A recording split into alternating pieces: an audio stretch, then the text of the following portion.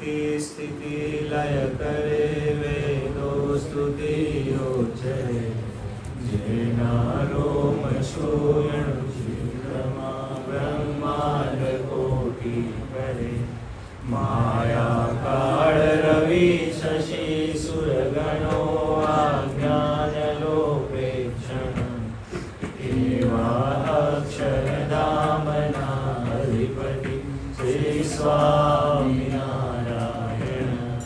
સ્વામિનારાયણ ભગવાનની જય. હરે પ્રસાદ સ્વામી મહારાજની જય. ગુરુ સ્વામી મહારાજની જય. ચતુર્માસની જે સભાઓ થાય છે, આપણે એક સભા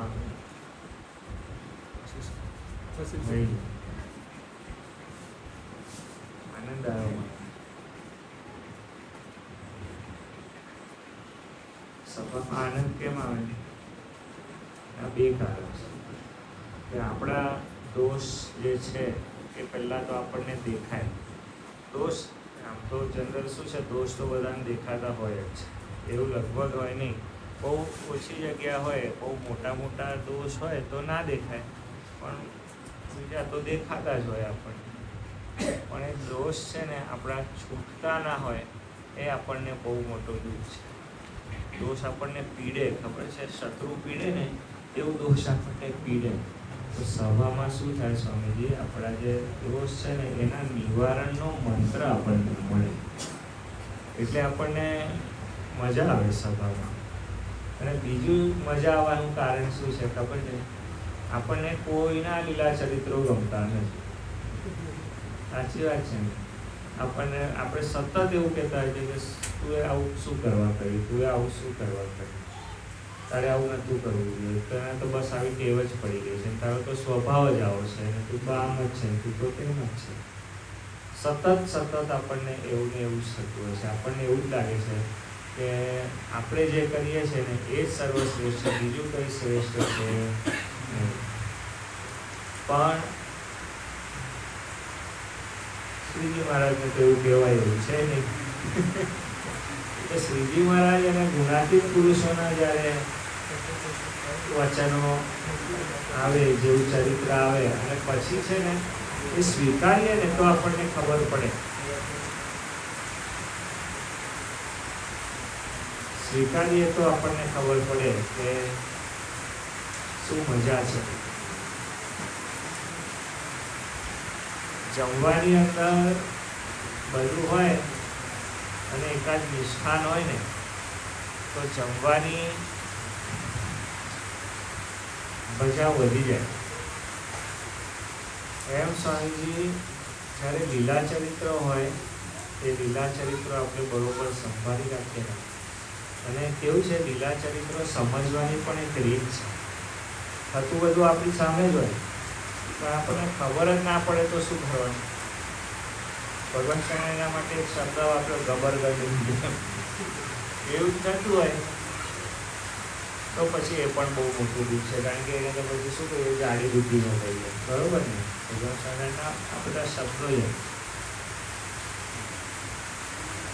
વચનામૃતમાંથી ગાળોની પણ પીએચડી કરવા જેવી છે. ભગવાન સ્વામિનારાયણ કહે કે મૂર્ખમાં અતિ મૂર્ખ છે એમ, તો ભગવાન સ્વામિનારાયણ આલી એમ. બરાબર, ગબરગંડ એવો એક શબ્દ વાપર્યો છે.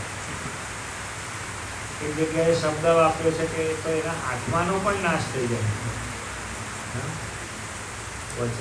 શિક્ષાપત્રીની અંદર ભગવાન સ્વામિનારાયણ શરૂ કર્યું, 100મા શ્લોકથી લઈને 108 શ્લોક સુધી ભગવાન સ્વામિનારાયણે જીવ, માયા, બ્રહ્મ, પરબ્રહ્મ એના જે રૂપ છે એ ભગવાને વર્ણવ્યા છે.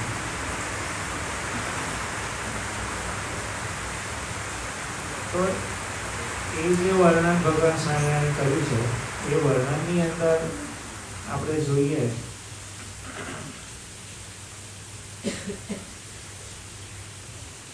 અને એ જે સમજે નહીં ને સ્વામીજી, તો એના માટે કે ઘેલામાં ઘેલો છે. આત્માને શું કહ્યું છે?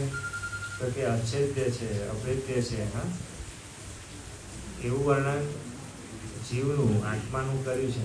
અને પછી ભગવાન સ્વામી વચન છે કે એના તો આત્માનો નાશ થઈ જાય. તો ભગવાન સ્વામિનારાયણ ઘણી બધી જગ્યાએ વઢીને જે કહેવાનું છે, અને જે વઢીને કહેવાય ને એ જ્યારે અતિ વઢવામાં જાય ને તો ધીરે રહી જાય, એ દાળનું સ્વરૂપ થાય. ભગવાન સ્વામી શિક્ષાવે દાળ તો કોઈને ત્યારે દેવી જ નહીં, પણ ભગવાન સ્વામિનારાયણ જગાડવા હતું હે ને એ બોલ્યા. એટલે કે તમે બધા વિચારો છે એવી બધી ન હોય. મોટા પુરુષનું બધું દિવ્ય હોય. મધ્યના તેલમાં મારા કે માટીના ઢેપાના ગળો હોય તો એ દિવ્ય થઈ જાય. બોલો, તો જે છે ને શબ્દો એ પણ સ્વામીજી એવા દિવ્ય હોય આપણને. અને એક ભગત હતા, એમના માથે ગોવિંદ સ્વામી મહારાજે હાથ મૂક્યો ને પછી આખી જિંદગી સ્વામીજી એમને વાળ ના કપાયા. એટલે કેમ ના ભાઈ વાળ નથી કપાયું? તો કે ગુણાતીતાનંદ સ્વામીએ મારા માથે હાથ મૂક્યો, હવે એ વાળ કપાવાતા હશે, પ્રસાદીના છે. તો કદાચ કોઈક વખતે વઢે ટોકે કંઈક એવો શબ્દ બોલે તો એ શબ્દ પછી પ્રસાદીના છે. અમને ખરેખર કહું છું, હા, એ અનુભૂતિ જીવનમાં નહીં તો કે મને કેમ કહી ગયા, મને બોલ્યું બધું એ તો સામે બોલે, એમને સમજણ નહીં પડતી. ભગવાન સાહેબ કહ્યું કે 5 ખાસડા મારે. ખાસડા એટલે ખબર? હા, તો પણ બોલે ત્યાંથી ખસે. તો એવી આપણી જે કૃપા છે ને, થોડી આજે સમય ઘણો થઈ ગયો છે. મારે આજે ઘણી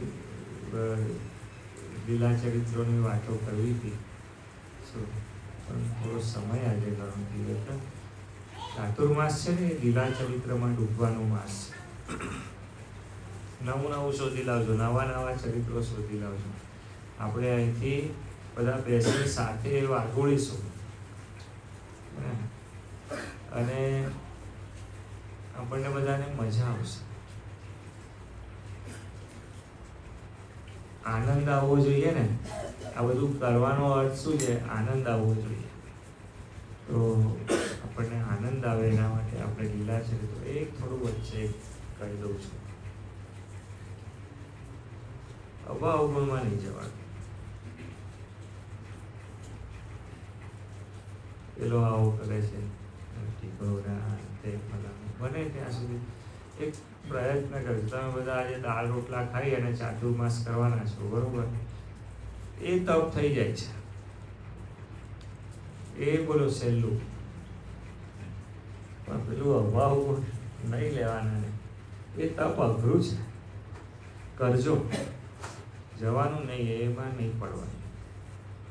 મેં તો આ પ્રસન્ન ને તે દિવસ બધું લૌકિક તો જવા દે, ભક્તો બી કંઈ સામાન્ય વસ્તુ તો નથી જ.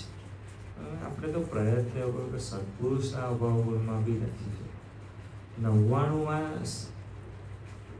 નંબરે મૂકેલો એ સાપ છે.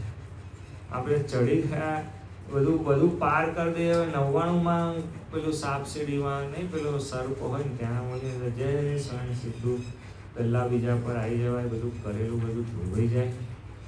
એટલે અને સ્વામીજી સાધના અભાવ ગુણ આવે ને તો પછી કયું માનવા તૈયાર જ નથી એવું સિદ્ધ થઈ જાય છે. આપણે આપણી બુદ્ધિથી જીવવા માટે તત્પર છીએ એવું આપણને. આપણે હાય નાય ના એટલે તો બહુ મોટી સાધના, PhD થી ઉપરની સાધના છે. અને જેને એ સાધના કરી છે ને એને સ્વામીજી બધું પૂરું થઈ ગયું છે. તો આ એક મેં તમને કહું કે થોડી નાની વાત છે, પણ આ નાની વાત કેવી છે ખબર છે ને તમને? જન્મારો ગયો ને, આપણે ભગવાન સ્વામિનારાયણ મળ્યા પછી આપણને કેટલું બધું સુખ છે, પણ આ દુઃખ આપણા જીવનમાંથી જતું નથી. આપણને ખૂબ અભાવ ગુણ આવે. આપણને કેટલી વાર આ જ વસ્તુ સમજાઈ હોય કે અભાવ ગુણ નથી લેવાનું, તોય આપણને આવે જ.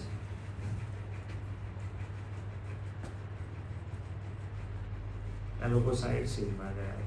મેં ઉમંગભાઈને ફોન કર્યો, ઉમંગભાઈ કેવું ચાલે છે બધું? તો કે સ્વામી જવા દો ને. એટલે જવા દો ને બોલ્યો ને એટલે મને પાછું એવું થયું કે આ શું થયું હશે ત્યાં. તો એટલે મેં એને પૂછ્યું બધું શું થયું, તો કે નહીં સ્વામી જવા દો ને, બધું તમને અહીં માંડીને વાત કરીશ. હવે જે સ્ટાઇલમાં કહી રહ્યો હતો, જે રીતે એને કહ્યું ને, એટલે મેં કીધું આ કંઈ ઘણું મોટું થયું છે. પછી આવીને પૂછ્યું તો પૂછડા જેવું હતું.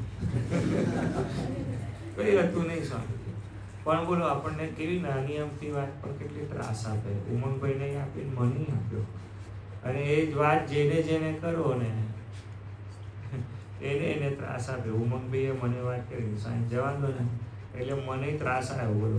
પછી એ લોકો તો આજે 8 વાગે આનંદ કરીને આવ્યા, ત્યાં સુધી હું ત્રાસમાં હતો. એટલે બને ત્યાં સુધી નહીં લેવાનું, બને ત્યાં સુધી નહીં ધ્યાન. આપણી દુનિયામાં કોઈને પ્રવેશવા દઈએ એનો અર્થ છે અભાવ. કોઈને એન્ટ્રી જ નહીં આપવાની, વગર કામની એન્ટ્રી આપવાની જ નહીં. એટલે મજા કરવાની છે, ભગવાનના મસ્ત લીલા ચરિત્રો સંભાળવાની. અને આમ આ પ્રસંગ સ્વામી આજે ના લઈ આવ્યા, પેલું મિમિક્રીની કથા લઈ આવ્યા. આપણે આ મધુસૂદન સ્વામી જ્યારે બી કથા કરે એટલે મિમિક્રી જ કરે. હાસ્ય વિનોદ હોય જ. આ તો 17 સમયેલા સાધુ છે ને, એટલે એમની પાસે જ્ઞાનની વાત હોય, મિમિક્રી હોય, બધું હોય. કોઈક દિવસ તમને ઉદાસ કરી દેશે. એટલે આપણે મૂળ છે કે ભગવાનના સ્મૃતિમાં સ્વામીજી જીવન ગાળી નાખ્યું છે. એના માટે જે ચાતુર્માસમાં આપણા બધા આ વખતે 23મી જાન્યુઆરી એ દિવસે વસંત પંચમી છે, અને મહારાજે શિક્ષાપત્રી લખી એને 200 વર્ષ પૂરા થાય છે.